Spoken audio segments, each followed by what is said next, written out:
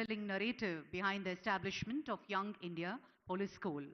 I now have the pleasure of inviting Sir C.V. Anand Garu, and he is the Young India Police Education Vice President of the Society, and request you to address the gathering and share a brief on the overview of the school's noble mission.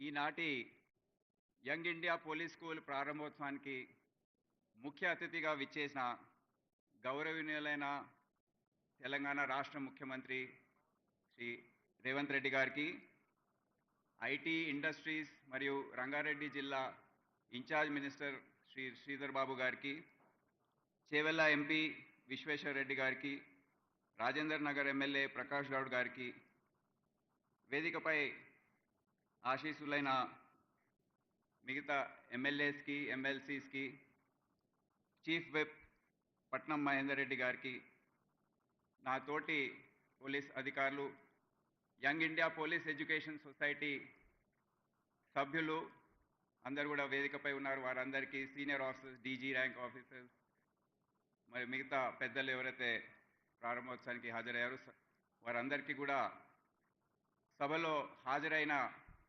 తోటి additional DG, IG rank officers, SPs ఎవరైతే వచ్చారో జిల్లాల నుండి, ప్రత్యేకంగా రాష్ట్రంలో ప్రతి police unit నుండి, ప్రతి కమిషనరేట్ నుండి పోలీస్ అధికారులు వచ్చారు. వారితో వచ్చిన సిబ్బందికి, వారికి ముఖ్యంగా ఈ స్కూల్లో అడ్మిషన్ తీసుకున్న పిల్లలు, వాళ్ళ తల్లిదండ్రులు, మీడియా మిత్రులు, ఇతర ఈ స్కూల్లో పనిచేస్తున్న టీచర్స్, ప్రిన్సిపల్, జనరల్ మేనేజర్ అందరికీ కూడా పోలీస్ డిపార్ట్మెంట్ తరఫున, young India police education society తరఫున నేను హృదయపూర్వకంగా ఆహ్వానాన్ని పలుకుతున్నాను. I welcome you all to this wonderful day for the police department. ఇది మనం మర్చిపోలేని రోజు, ఇది గుర్తుండిపోయే దినము.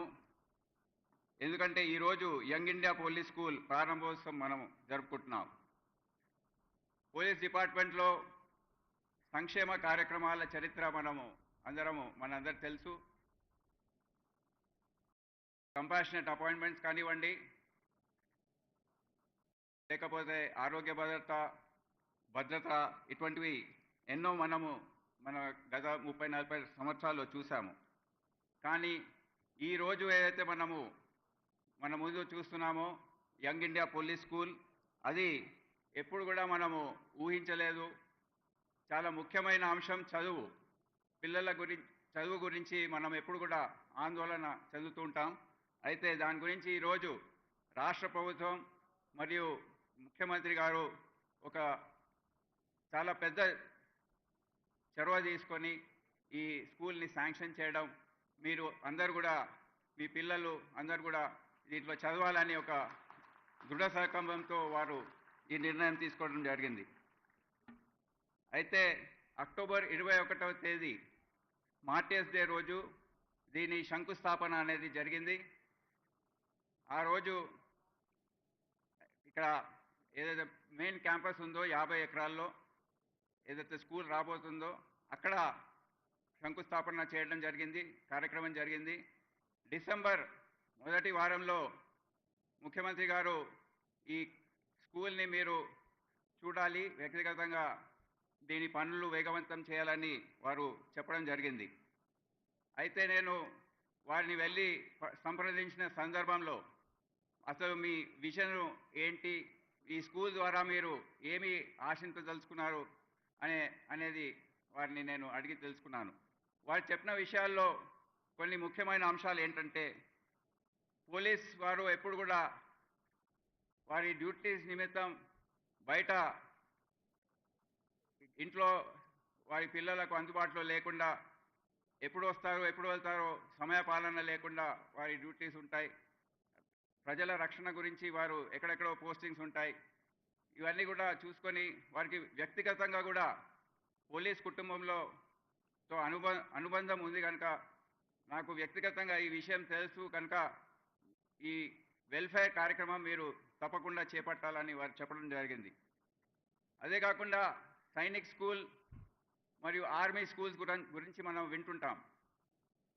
అదే స్థాయిలో ఒక పోలీస్ స్కూల్ అనే బ్రాండ్ వీరు క్రియేట్ చేయాలి. జాతీయ అంతర్జాతీయ స్థాయిలో కూడా ఇది గుర్తింపు చెందాలని వారు చెప్పడం జరిగింది. అదే కాకుండా చదువు ఒకటే కాదు, ఏదైతే మనం కార్పొరేట్ స్కూల్స్లో చూస్తుంటామో చదువుతో సహా స్పోర్ట్స్, ఆటల పోటీలు, co curricular activities, learning through doing అనే కాన్సెప్ట్లో మీరు ఒక పరిపూర్ణమైన వ్యక్తిత్వ